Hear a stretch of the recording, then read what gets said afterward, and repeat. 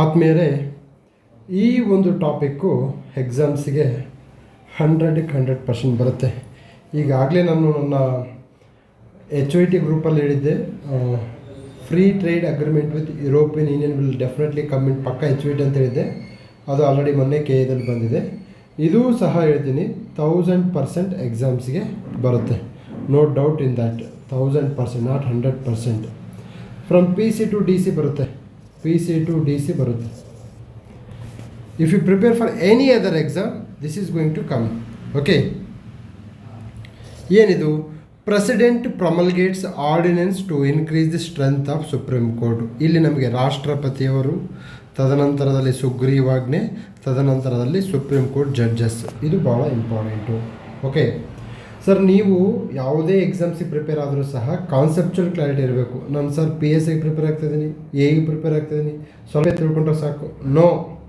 Now the question paper standard and strength is increasing over a period of time. Okay.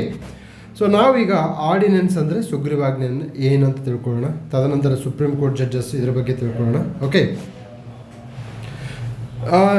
Supreme court, the strength of supreme court 34 to 38. Okay, 34 to 38 including chief justice of India. Okay, ಸದ್ಯ supreme ಕೋರ್ಟ್ನ ನ್ಯಾಯಾಧೀಶರ ಸಂಖ್ಯೆಯನ್ನು 34ಇಂದ 38ಗೆ increase ಮಾಡಿದ್ದಾರೆ. ನನಗೆ analysis ಮಾಡೋಣ. Analysis ಮಾಡಿಕೊಂಡ್ರೆ ನೀವು ನೆನ್ಪಿಡೋಕ್ಕೆ ತುಂಬ ಈಸಿ. ಬರೀ 34 to 38, 34 to 38 including chief justice or excluding ಅಂತ ಹಂಗೆ ನೆನ್ಪಿಡಬಾರ್ದು. First of all this 34 to 38 increase ಮಾಡಿದಾರಲ್ಲ, this itself is wrong. ಯಾಕೆ ಸರ್ ರಾಂಗು? ಸರ್ 38 ಅಲ್ಲ, ನಮ್ಮ ಭಾರತೀಯ ಜನಸಂಖ್ಯೆ 140 ಕೋಟಿ. ಅಟ್ಲೀಸ್ಟ್ ಕೋಟಿಗೊಬ್ಬರನ್ನು ಇರಬೇಕಲ್ಲ ರೀ. 140 ಜನ ಬೇಕು ನಮಗೆ, ನೆಸಸರಿ ಇದೆ. Why you have increased only 4 judges? I don't know Y.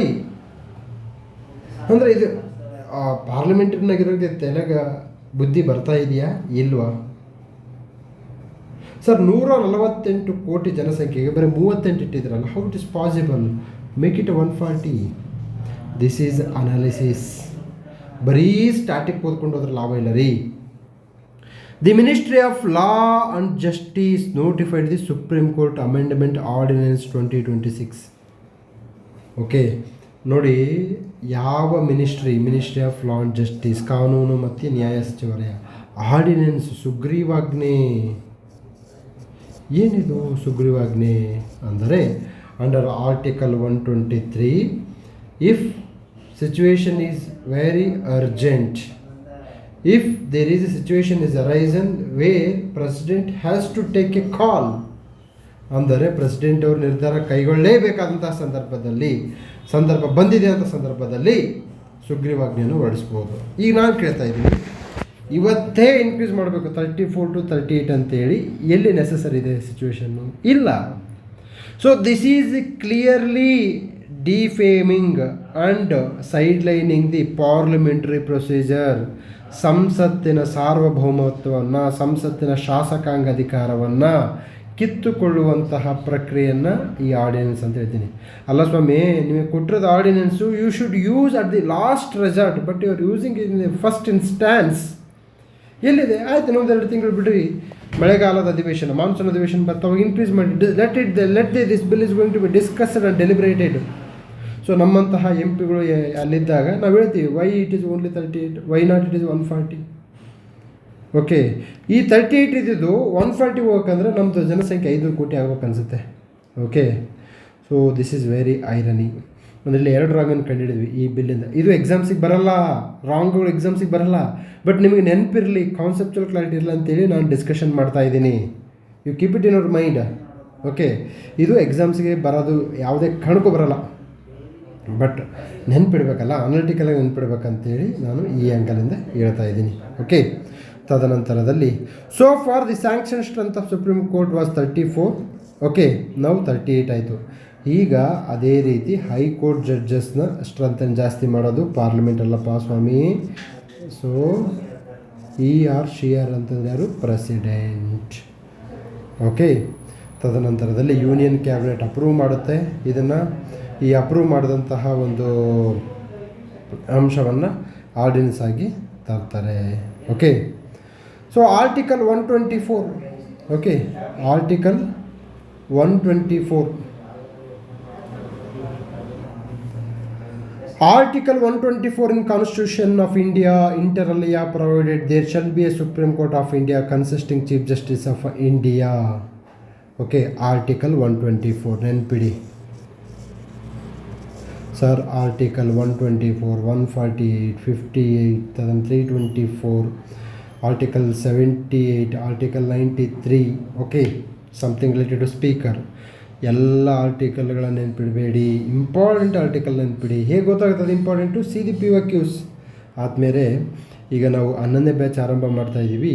ಇಷ್ಟು ಎಕನಾಮಿಕ್ಸ್ಗೆ ಸಂಬಂಧಪಟ್ಟಿದ್ದು. ಎಕನಾಮಿಕ್ಸನ್ನು ನೀವು ಕರೆಂಟ್ ಅಫೇರ್ಸ್ ಪ್ಲಸ್ ಸ್ಟ್ಯಾಟಿಕ್ ಆ್ಯಂಗಲಿಂದ ಓದಬೇಕು. ಎಕನಾಮಿಕ್ಸ್ಗೆ ಯಾವ್ದು ಬುಕ್ ಓದ್ತೀನಿ ಸರ್ ಅಂದರೆ ಯಾವ ಬುಕ್ ಆದರೂ ಓದು, ಬಟ್ ಕಾನ್ಸೆಪ್ಚುವಲ್ ಕ್ಲಾರಿಟಿ ಇರಬೇಕು. ಈಗ for example we have changed the base year of GDP. ಮೂಲ ವರ್ಷವನ್ನು GDP ಚೇಂಜ್ ಮಾಡಿದ್ದೀವಿ, ಅದರಿಂದ ಆಗ್ತಕ್ಕಂಥ ಅನುಕೂಲಗಳೇನು ಅನಾನುಕೂಲಗಳೇನು ಗೊತ್ತಿರಬೇಕು. ಓಕೆ, ತದನಂತರದಲ್ಲಿ ಇದು ಅನ್ವಾಂಟೆಡ್ ಇನ್ಫಾರ್ಮೇಷನ್, ಇದು ಅನ್ವಾಂಟೆಡ್ ಇನ್ಫಾರ್ಮೇಷನ್, ಇದು ಅನ್ವಾಂಟೆಡ್ ಇನ್ಫಾರ್ಮೇಷನ್, ಇದು ಅನ್ವಾಂಟೆಡ್ ಇನ್ಫಾರ್ಮೇಷನ್, ಇದು ಅನ್ವಾಂಟೆಡ್ ಇನ್ಫಾರ್ಮೇಷನ್. ನೋಡಿ, ಇನ್ಫಾರ್ಮೇಷನ್ ಕೊಡಬೇಕಾದ್ರೆ ರಿಡೆಂಡೆಂಟ್ ಇನ್ಫಾರ್ಮೇಷನ್ ಕೊಡ್ತಾರೆ. ಅದಕ್ಕೆ ನಾನು ಹೇಳ್ತೀನಿ HYT ಅಂತಂದರೆ ಏನು ಓದಬೇಕು ಏನು ಓದಬಾರ್ದು ಅನ್ನೋದನ್ನೇ HYT, ಹೈ ಹೀಲ್ಡಿಂಗ್ ಟಾಪಿಕ್. ಕನ್ನಡದಲ್ಲಿ ಹೆಚ್ಚು ಅಂಕಗಳು ಬರುವಂತಹ ಟಾಪಿಕ್ಗಳು ಅಂತ. ನಾನು ಇದನ್ನು ನೆನ್ಪಿಡಿ ಅಂತ ಹೇಳಿದ್ದೀನಿ, ಇದನ್ನು ಓದಬೇಡಿ ಅಂತ ಹೇಳಿದ್ದೀನಿ.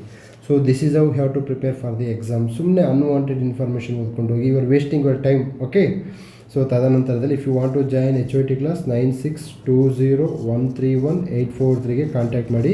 ಹೊಸ 11ನೇ ಬ್ಯಾಚು ಎಕನಾಮಿಕ್ಸಿಂದ ಸ್ಟಾರ್ಟ್ ಆಗುತ್ತೆ. ಸೊ ನಮಗೆ ಜೂನ್ 1ರಿಂದ ಆರಂಭ ಆಗುತ್ತೆ. ಜೂನ್ 1 ಸರ್ಕಾರಿ ಶಾಲೆಯ ಮಕ್ಕಳು ಹುಟ್ಟಿದ ದಿನ. Next article 123 power of president to promulgate. Okay, so ಇಲ್ಲಿ ಏನಪ್ಪ ಅಂತಂದರೆ ನೋಡಿ, ನಾನು ಹೇಳಿದ್ದೀನಿ this ordinance the timing is completely unconstitutional. Having said this, Article 123 provides a precedent to pass the ordinance when two or any one house is not in a session. ಅಂದರೆ ಎರಡೂ ಸದನಗಳು ಅಥವಾ ಯಾವುದೇ ಒಂದು ಸದನ ಅಧಿವೇಶನದಲ್ಲಿ ಇಲ್ಲದಂತಹ ಸಂದರ್ಭದಲ್ಲಿ ರಾಷ್ಟ್ರಪತಿಯವರು ಆರ್ಡಿನೆನ್ಸನ್ನು ಹೊರಡಿಸಬಹುದು. ಒಂದು ಅತ್ಯಂತ ತುರ್ತು ಪರಿಸ್ಥಿತಿ ಇರಬೇಕು. ಇಲ್ಲಿ ತುರ್ತು ಪರಿಸ್ಥಿತಿ ಏನಿದ್ರೆ ಈ ತುರ್ತು ಪರಿಸ್ಥಿತಿಯ ಸಂದರ್ಭದಲ್ಲಿ ಸುಗ್ರೀವಾಜ್ಞೆಗಳನ್ನು ಹೊರಡಿಸಬಹುದು. ಇಲ್ಲಿ ಏನೂ ಇಲ್ಲ, but you people are doing. ಗೋಡ ತುಮಾರ ಹೇ, ಮೈದಾನ ತುಮಾರ ಹೇ. So nobody is going to asking this one. See, executive is taking up actions. Okay, very unfortunate. Okay, ತದನಂತರದಲ್ಲಿ ಈ ಸುಗ್ರೀವಾಜ್ಞೆಯನ್ನು ಸಂವಿಧಾನ ಬದಲಾವಣೆ ಮಾಡಲು ಬಳಸಿಕೊಳ್ಳುವಂತಿಲ್ಲ. ಓಕೆ, ನಂತರದಲ್ಲಿ ಮೋಸ್ಟ್ ಇಂಪಾರ್ಟೆಂಟ್ ಏನಪ್ಪ ಅಂತಂದರೆ ದಿಸ್ ಆರ್ಡಿನೆನ್ಸ್ ಏನಪ್ಪ ಅಂದರೆ ಸೆಷನ್ ಅಧಿವೇಶನ ಆರಂಭವಾದ 6 ವಾರದೊಳಗಡೆ ಇದನ್ನು ಅಪ್ರೂವ್ ಮಾಡಬೇಕು, ಇಲ್ಲಾಂದರೆ ಇದು ಕ್ಯಾನ್ಸಲ್ ಆಗುತ್ತೆ. ಓಕೆ, ಸೊ ಮ್ಯಾಕ್ಸಿಮಮ್ ಎಷ್ಟಪ್ಪ ಇದು ಬಾಳಕೆ ಬರೋದು ಅಂತಂದರೆ 6 ತಿಂಗಳು 6 ವಾರ ಅಷ್ಟೇ. ಓಕೆ, ಮ್ಯಾಕ್ಸಿಮಮ್ ಬಾಳಕೆ ಬರೋದು. Within that time parliament has to give a approval. Okay, ತದನಂತರದಲ್ಲಿ the government of India act 1935 provided for promulgation of ordinance by governor general in his discretion or in exercise of his individual judgment. ನೋಡಿ, Pitt's India act, regulate India act, government of India act, ತದನಂತರ 1909. Okay, ಅದರಲ್ಲಿ 1935ರ ಕಾಯ್ದೆ HYT very much important.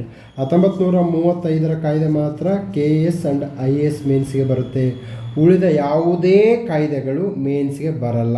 ಮೇನ್ಸ್ಗೆ ಏನಾದರೂ ಬಂದರೆ 10,000 rupees award. Only 1935 act ಬರುತ್ತೆ. ನಿಮ್ಗೆ ಹೆಂಗೆ ಗೊತ್ತಾಯ್ತು ಸರ್? ಪ್ರಿವ್ಯೂಸ್ ನೋಡ್ಕೊಂಬಂದಿದ್ದೀನಿ. ಸೊ ಇದನ್ನು ನಾನು ನನ್ನ ಅಪ್ಕಮಿಂಗ್ ಪೊಲಿಟಿ HYT ಬುಕ್ ಬರ್ತಿದೆಯಲ್ಲ, ಆ ಬುಕ್ಕಲ್ಲಿ ಇದನ್ನು ಸ್ಪಷ್ಟವಾಗಿ ಹೇಳಿದ್ದೀನಿ. ಇದೊಂದೇ ಮೇನ್ಸಿಗೆ ಬರುತ್ತೆ, ಓಕೆ, ಅದೆಲ್ಲ ಪ್ರಿಲಿಮ್ಸಿಗೆ ಬರುತ್ತೆ. 1935 ಆ್ಯಕ್ಟ್ ಪ್ರಿಲಿಮ್ಸಿಗೆ ಬರಲ್ಲ, ಪ್ರಿಲಿಮ್ಸಿಗೆ ಬರುತ್ತೆ, ಮೇನ್ಸ್ಗೂ ಬರುತ್ತೆ, ಇಂಟ್ರ್ಯೂಗೂ ಬರುತ್ತೆ. ಓಕೆ, ಎಸ್, ಈ ಒಂದು ಕಾಯ್ದೆ ಮುಂದಿನ ಎಲ್ಲ ಎಕ್ಸಾಮ್ಸ್ಗಳಲ್ಲಿ ನಾವು ಆರಾಮಾಗಿ ನೋಡ್ಬೋದು. 100% ಬರುತ್ತೆ, ಇದರ ಡೌಟೇ ಇಲ್ಲ. ಓಕೆ, ಸೊ ಬಂದಂತಹ ಪ್ರಶ್ನೆಗೆ ಕರೆಕ್ಟಾಗಿ ಆನ್ಸರ್ ಮಾಡಿ. ಸೊ ತಪ್ಪು ಆನ್ಸರ್ ಮಾಡಿ ನಿರಾಶರಾಗಬೇಡಿ. ಸೆಲೆಕ್ಷನ್ ಲಿಸ್ಟಿಂದ ಎಕ್ಸಿಟ್ ಆಗಬೇಡಿ. ನಿಮ್ಮ ಕನಸುಗಳು, ನಿಮ್ಮ ಆಸೆಗಳು, ನಿಮ್ಮ ಧ್ಯೇಯಗಳು ಈಡೇರಲಿ ಅಂತ ಹೇಳ್ತಾ ಮತ್ತೊಂದು ವಿಡಿಯೋದಲ್ಲಿ ಭೇಟಿಯಾಗೋಣ. ನಮಸ್ಕಾರ.